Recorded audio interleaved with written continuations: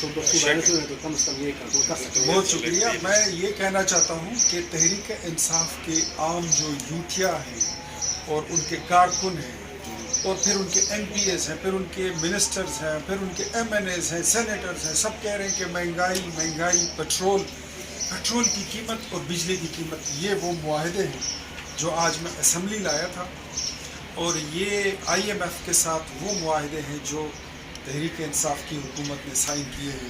یہ آپ پڑھیے. یہ پیٹرول کے بارے میں ہے، یہ ری پیٹرول کے بارے میں ہے، اور یہ بجلی کے بارے میں ہے، نیپرا کے جو معاہدے ہیں.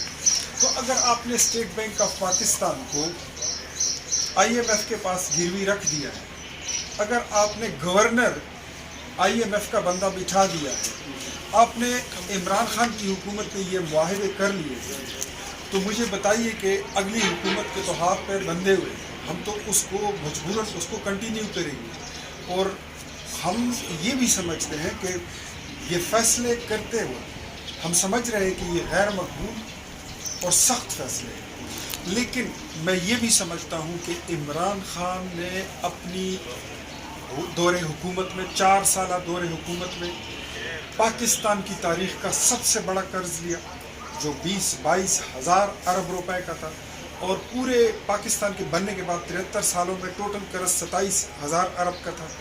اس نے اکیلے 22 ہزار ارب کا قرضہ لے کر اس نے کوئی کام بھی نہیں کیا. وہ پیسے فارغوگی جیسے لوگ کھا گئے، وہ عثمان بزدار جیسے لوگ کھا گئے، وہ پرویز کھٹک جیسے لوگ کھا گئے، وہ ان کے یہ سارے وزیر مشیر کھا گئے، عمران خان خود کھا گیا. تو یہ اس طرح اگر آپ قرضے لیں گے اور وہ ملک پہ نہیں لگائیں گے تو اسی طرح ڈیٹس بڑھتی جائیں گی، مہنگائی ہوتی جائے گی. ہم یہ سمجھتے ہیں کہ ہم نے اپنی سیاست اور اپنی ساکھ کی قربانی دے کر ہم نے پاکستان کی معیشت اور پاکستان کے مستقبل کو بچانا ہے. انشاءاللہ آپ دیکھیں گے کہ اگلے چند مہینوں میں ہم ڈالر کی قیمت کو بھی واپس نیچے لائیں گے اور پیٹرول اور بجلی بھی سستی ملے گی. اچھا، کوئی پرائم ٹائم دیتے ہیں جی مہنگائی کو ختم کرنے میں آپ کی حکومت؟ نیکسٹ میں آپ کو شارٹ ڈیٹ نہیں دیتا، لیکن 6 مہینوں کے اندر ہم آپ کو پیٹرول اور بجلی کی قیمت وہاں پہ لا کے دیں گے جہاں پہ عمران خان چھوڑ کے گیا ہے، اس سے زیادہ آپ کو سستی